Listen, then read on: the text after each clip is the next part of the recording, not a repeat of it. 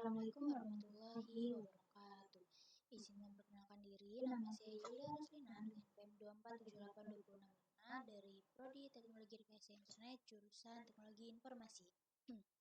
Baik, pada video kali ini saya akan menjelaskan dan menerangkan mengenai NetMiko dan YAML.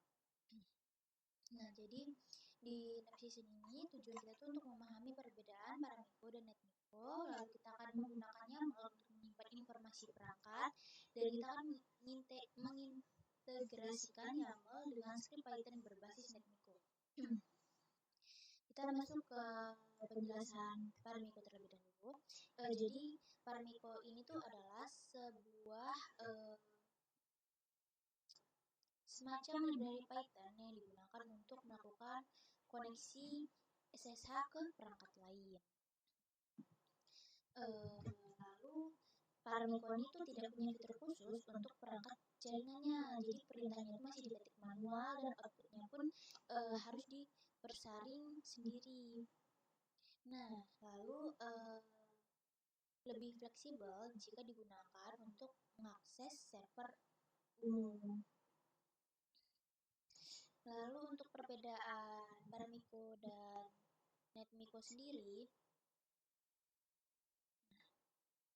nah kalau untuk Paramiko nih umum digunakan untuk koneksi SSH ke perangkat lain. Dia itu tidak punya fitur khusus untuk perangkat jaringan. Jadi perintahnya itu harus diketik manual, outputnya harus dipersaring sendiri, dan lebih fleksibel digunakan untuk server umum seperti yang di penjelasan NetMiko tadi. Sedangkan sedangkan NetMiko sendiri itu dibangun di atas Paramiko dan khusus untuk perangkat jaringan. Nah, dan dia juga ini tersedia driver bawaan untuk berbagai perangkat jaringan. Dan juga dia itu bisa lebih ringkas untuk tugas-tugas yang terkait dengan perangkat jaringannya. Dan bisa dibilang dengan NetMiko tuh dia bisa lebih otomatis menangani hal-hal seperti perangkat seperti konfigurasi atau parsing outputnya.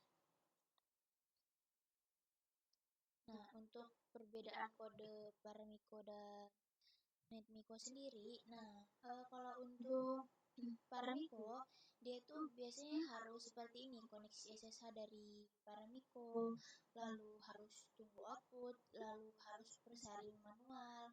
Sedangkan kalau di NetMiko, dia itu langsung connect handler. From NetMiko, import connect handler. Lalu langsung melakukan koneksi ke device-nya.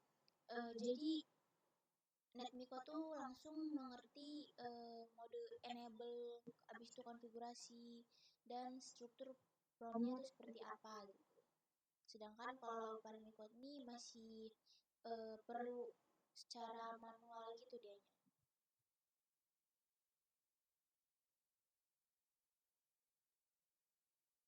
Nah, seperti di sini kan. Di sini kita perlu kirim perintah lagi. Sedangkan di sini tidak perlu, kita bisa langsung saja untuk konfigurasinya. Jadi intinya Paramiko tuh lebih banyak langkah, sedangkan kalau NetMiko tuh lebih sederhana dan cepat. Oke, kita lanjut ke exercise 1, initial konfigurasi. Nah, jadi kita di sini menggunakan lab yang sama dengan minggu lalu. Lalu pastikan setiap perangkat dan NAC telah dikonfigurasi dan memiliki IP address yang valid. Nah, konfigurasi SSH pada switch maupun router, dan jangan lupa untuk mengaktifkan syslognya sehingga log perubahan konfigurasi tercatat. Itu sudah saya lakukan sebelumnya. Kita mulai dari buka panel.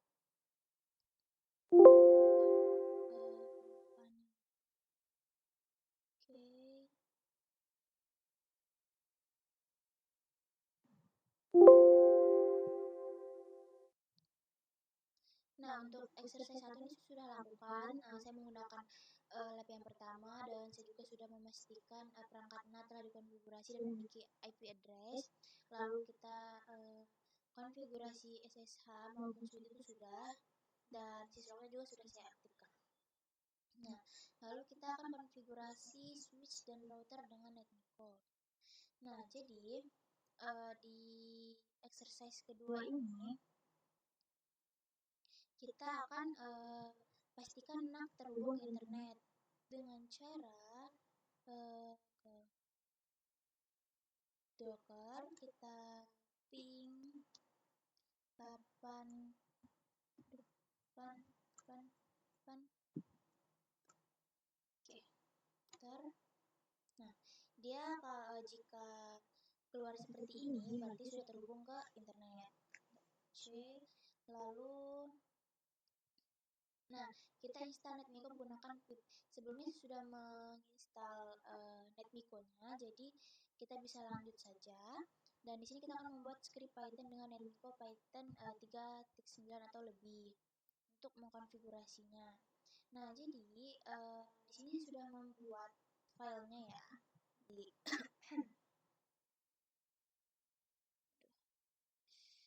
nah, gimana? Kok hilang lagi? Nah, jadi kita bisa net nano NetMiko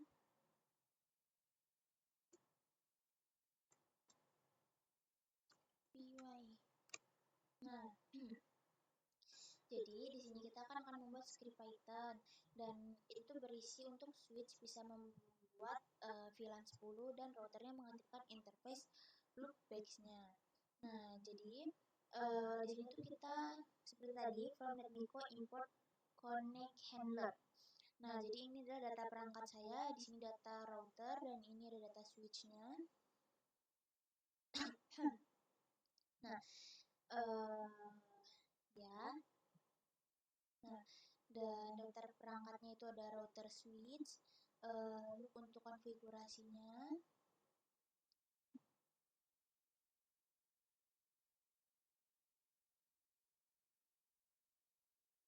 nah, yang ini adalah proses untuk membuat VLAN 10-nya. Lalu untuk mengaktifkan loopback-nya di sini. Oke. Kita coba jalankan, kita Ctrl X, kita coba jalankan.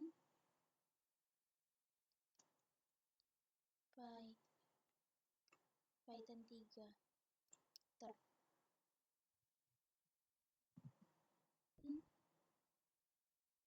Kenapa nggak bisa? Aduh.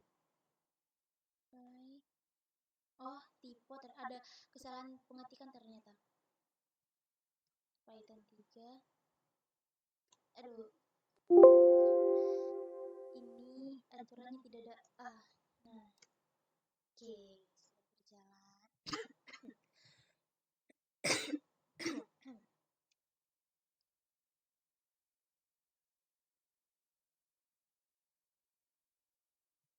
Nah, jadi kita bisa lihat nih di sini.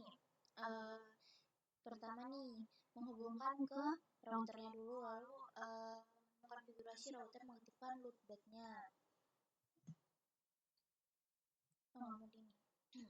Nah, jadi dia masuk ke interface loopback-nya, lalu setting IP address-nya dan menghidupkan portnya, lalu keluar. Dan ini juga di switch-nya, dia pertama menghubungkan dulu ke switch-nya, lalu membuat VLAN 10 dengan masuk ke VLAN-nya, lalu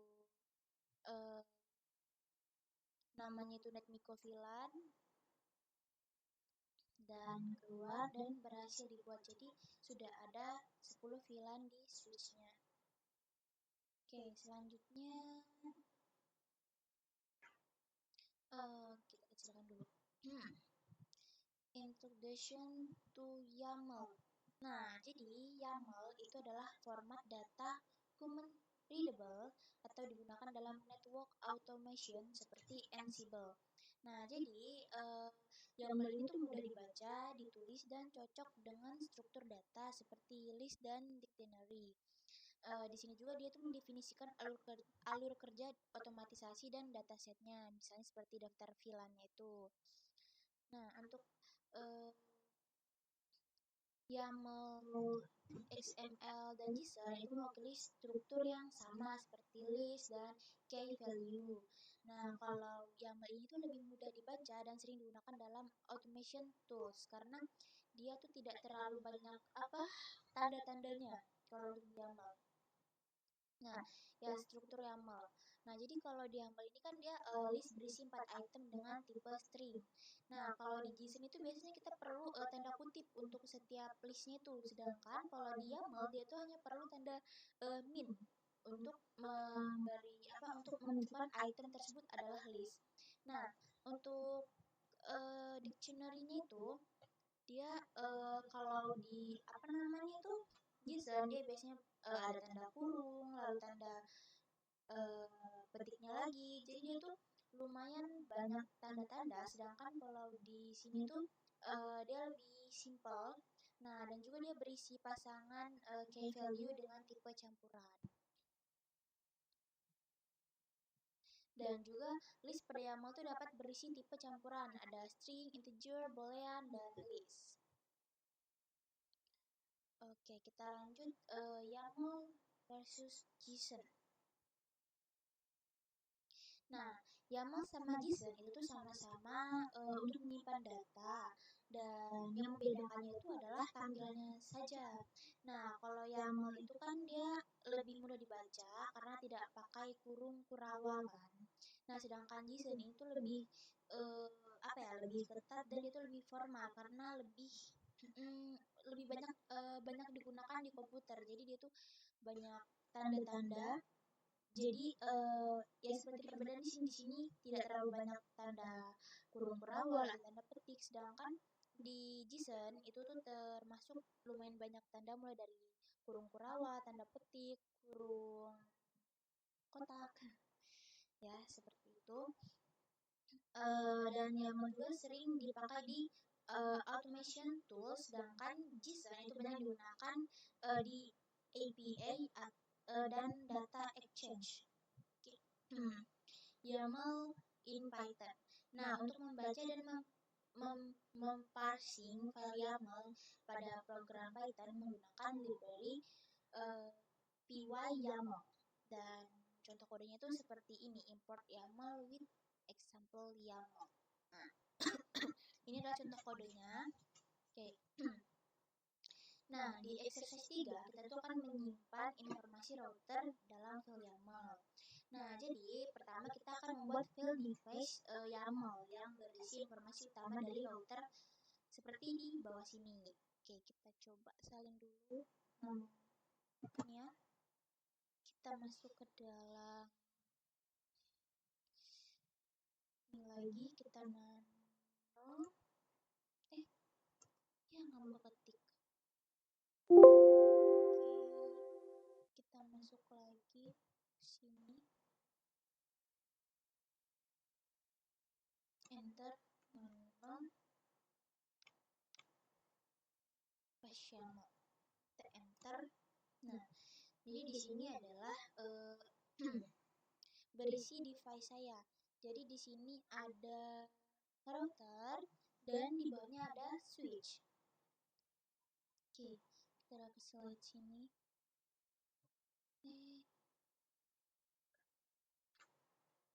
Nah, oke, sudah sesuai ya, seperti ini, berisi informasi mengenai device dari yang saya gunakan, yaitu router. Saya menggunakan IP 192.168.1.1 dan ada username saya, lalu ada password saya, dan ada secret saya. Begitupun juga di switchnya. Oke, kita bisa keluar.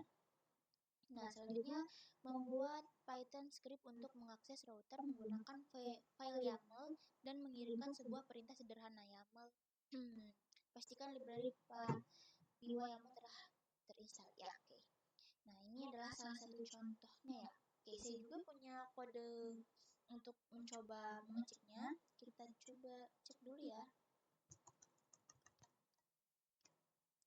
Ya, YAML, YAML PY. Enter. Nah, jadi inilah kode yang saya gunakan. Inilah kode sederhana untuk mengirim sebuah perintah. Maksudnya perintah sederhana. Kebalik. Nah, jadi kode ini tuh di sini akan membaca file yang terlebih dahulu, loop untuk setiap perangkat di file YAML-nya, dan di sini akan menghubungkan ke perangkat device-nya. Lalu di sini kita akan koneksi router ke switch-nya. Nah, di mana sini kita akan mengaktifkan loopback, dan di sini kita akan membuat VLAN 10. Oh, bukan. Bentar, kita ganti kodenya dulu. Ini saya sepertinya kode yang di exercise 4 deh. Oke, saya punya kode untuk, oh iya, ini ternyata.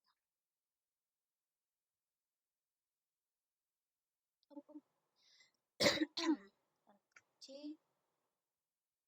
kita ke sini. Salah. Oke, kita ke atas harusnya. Nah, seperti ini. Tidak bisa di scroll.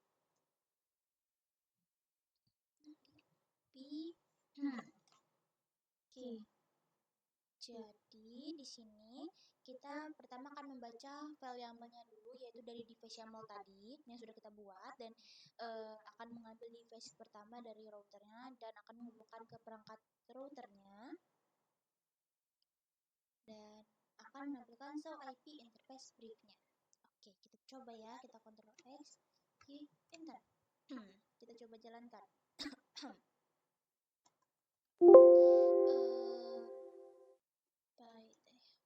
Python 3, enter. Nah, sudah keluar kan? Ini adalah salah satu perintah sederhana untuk YAML-nya. Oke, kita lanjut ke kebanyakan ini. Nah, kita lanjut ke exercise 4, konfigurasi seluruh perangkat dalam file YAML. Nah, jadi sih kita akan tambahkan informasi perangkat switch pada file device YAML, dan kita akan memodifikasi YAML file YAML PY pada exercise sebelumnya, sedemikian sehingga semua perangkat yang terdaftar pada file YAML dapat dikonfigurasi. Jadi kita di router akan mengaktifkan interface loopback satunya, lalu di switchnya kita akan membuat VLAN 100. Oke, kodenya sudah saya simpan sebelumnya. Kita Ctrl C, kita masuk lagi ke nano, kita Ctrl K. Oke. Nah, jadi ini adalah kode yang sebelum saya rubah tadi. Nah, di sini kita kan akan membaca file YAML dari device YAML-nya tadi untuk membaca device yang kita gunakan tadi, dan loopback ini untuk setiap perangkat di file YAML-nya. Jadi di sini kita akan menghubungkan ke perangkatnya dulu. Ya, ini kita akan menghubungkan perangkat-perangkatnya, baik itu ke device dan masuk ke switch atau router. Nah, di sini kita akan ke router versus switch. Jadi kita akan memasukkan IP routernya, dan kita akan mengaktifkan loopback satunya, dan akan mengkonfigurasi loopback satunya. Nah, lalu untuk di sini kita akan mengkonfigurasi switchnya, yaitu membuat VLAN 100, dan jika berhasil, maka konfigurasi pada device dan IP berhasil, dan jika gagal, maka gagal mengkonfigurasi device IP-nya. Oke, kita Ctrl X, Y, enter. Kita coba jalankan lagi.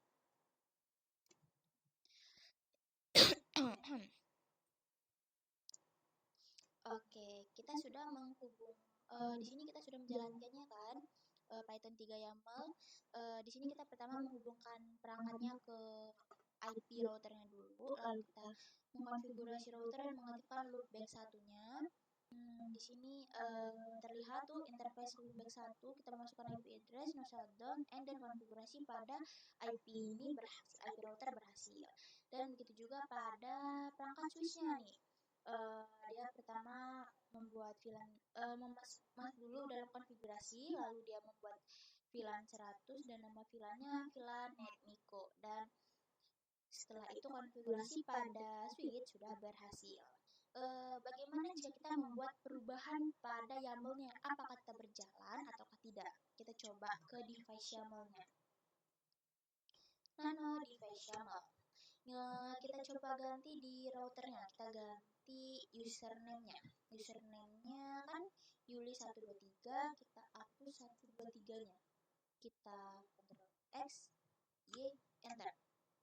Oke, kita coba jalankan kembali Python-nya dan apakah tetap berjalan atau tidak. Nah, nih dapat terlihat menghubung ke perangkat routernya nih, ke IP routernya. Ternyata gagal mengkonfigurasi authentication to device file. Nah nih, common cause of this problem are invalid username and password, incorrect SSH key file, connect to the wrong device. Jadi namanya invalid dan password, ada kesalahan di namanya yang tidak valid, passwordnya tidak valid, atau di password SSH-nya itu tidak sesuai sehingga dia tidak bisa mengakses ke ke routernya. Oke, kita coba ubah kembali di device YAML-nya. 1, 2, 3. Kita Ctrl X, Y, Enter. Python 3, kita lihat apakah berhasil. Dan ini sudah berhasil kembali di sini. Sudah dapat menghubungkan kembali ke IP routernya dan loopback sudah dibuat kembali dan port sudah diaktifkan. Oke, dan untuk pertanyaan-pertanyaan di sini sudah dijawab pada logbook. Mungkin hanya itu saja ya, sudah selesai. Mungkin hanya itu saja yang bisa saya jelaskan. Jika banyak kesalahan, kekurangan pada video penjelasan dan praktik saya mohon maaf. Saya akhiri. Wassalamualaikum warahmatullahi wabarakatuh.